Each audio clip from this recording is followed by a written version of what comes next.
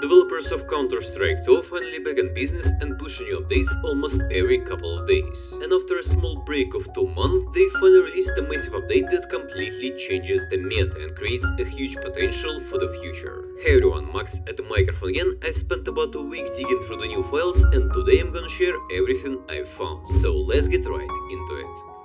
Get 5 free bucks for just trading your CSGO items on Skins Monkey. Simply select a few of your current skins, pick a new one in the same price range, and trade your old and rusty items to something more new and shiny. If you can't find something suitable for selected price, it will automatically add the leftover to your balance. Skins Monkey runs giveaways every day, week and month. Just complete a few simple tasks and receive free skins. Here you can easily preview desired weapons, and if you need any particular item you can always use the advanced filters in the middle. If you want any trade locked items you can simply use the reserve feature until they become available. Use code GABEN and buy skins much cheaper with a 30 plus 5% top up bonus. Skins Monkey, links and my code down below.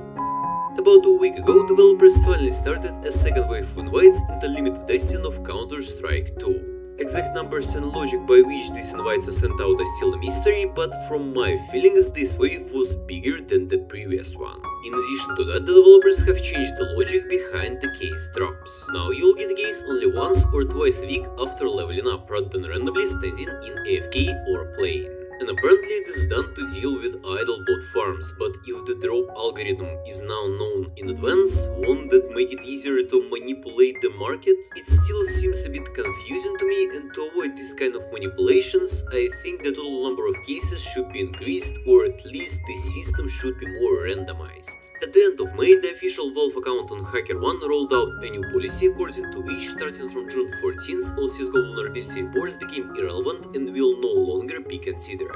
Besides that, in one of the videos about Counter-Strike 2, the phrase "I think we should do the 7.15" appeared for a couple of frames, supposedly hinting at July 15th.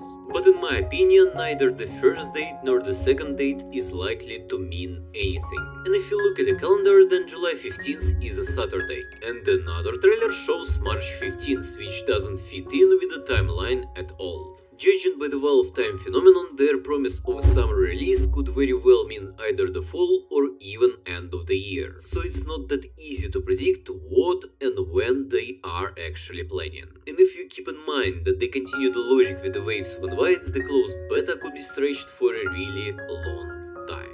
Honestly, I'm still surprised the developers decided not to reveal everything at once.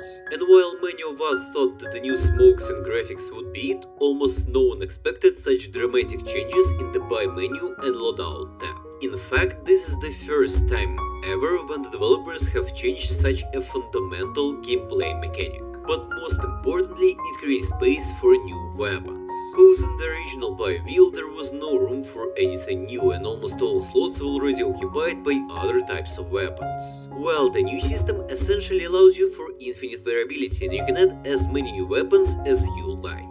Just look at it yourself, when cities have slots that you can play around with, these at the same time have only one default pistol and only one main assault rifle. Plus one empty equipment slot which is used for diffuse kits for the opposite side. And honestly, in general, all these inactive slots for equipment and grenades look quite suspicious. Because we already know for a fact that developers are preparing official support for skins on Zeus, and have already provided the community with all the necessary materials and tools to create items for Taser. So these slots will be definitely used the same way, right? And we can also kinda confirm it by looking at the code for the interface, as these slots are no different from weapon slots and similar types of cosmetic items can be just dragged in.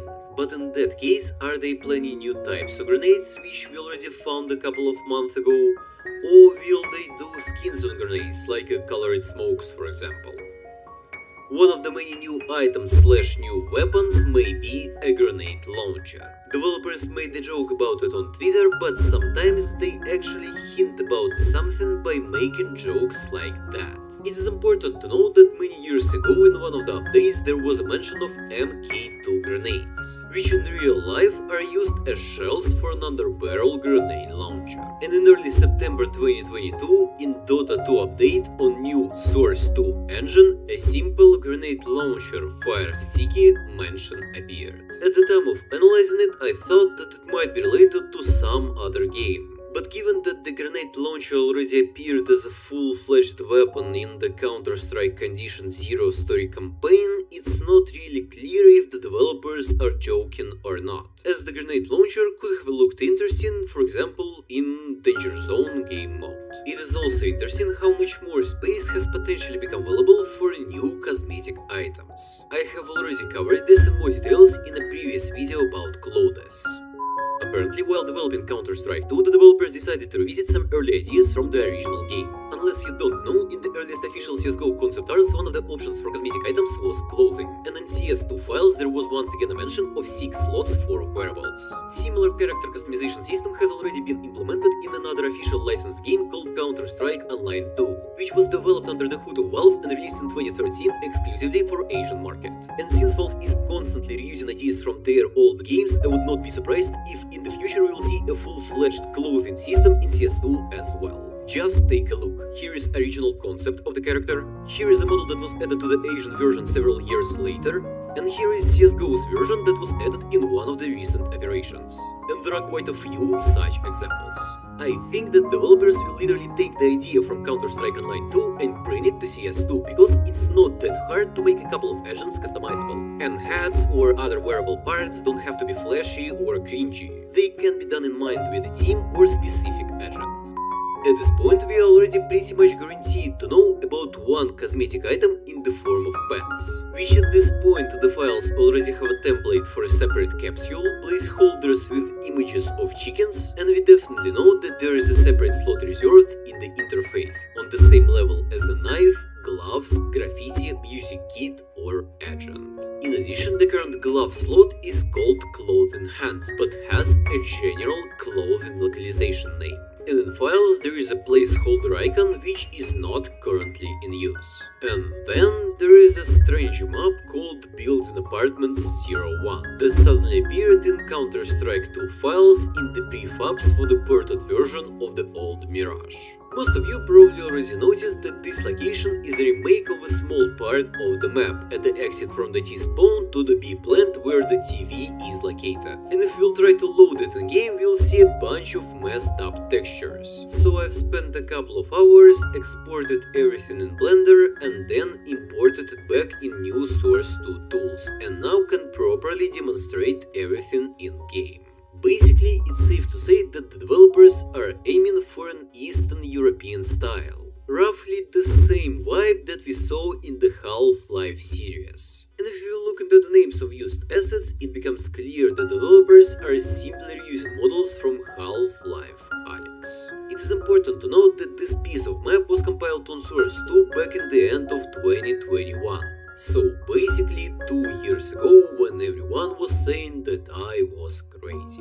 What's interesting, in the latest update they completely cut out this map, and either they are trying to hide something or this remake is now cancelled. So I guess we should wait for any official info from the developers themselves. Speaking of maps, it's worth pointing out that the next in line for the limited beta is Nuke, as the developers have left a selection for that main menu background. Apparently we will see all the maps one by one, as it was in the official Counter-Strike 2 video.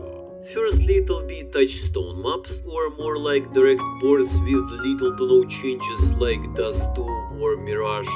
Then it'll be upgrades like Nuke, Ancient or Inferno. And only then, finally, we'll get to play on overalls like Overpass or Italy. And besides all that, I'd like to point out a new workflow for creating cosmetic items. Cause in CSGO you had to literally hack into the game to see how your skin would look like on the map or in the inventory. when now it can be done in a couple of simple clicks. It's honestly amazing that developers added a bunch of examples, so any of you can copy a pre-made skin, apply your own textures or parameters, and publish your own work without too much hassle. But a little digging through the materials revealed that some weapons now have a weird orange and green mask called a sticker mask. It is important to note that the orange part of this mask covers only the left side of the weapon, so the area that the player sees when holding the weapon in his hands. And if we open a tool called Model Dock and try to add a new modifier to the selected model, the list shows CSGO sticker position, which is a square plane that can be moved by coordinates. So maybe the developers are cooking an update with a custom sticker placement on weapons. If you want to, you can place it on a clip, 1 or 2 stickers next to each other, okay, go for it. I think it's a pretty decent idea. So leave a comment with a pizza emoji if you watched this far and check out my previous video where I talk about new and future CS2 updates. Until next time, увидимся.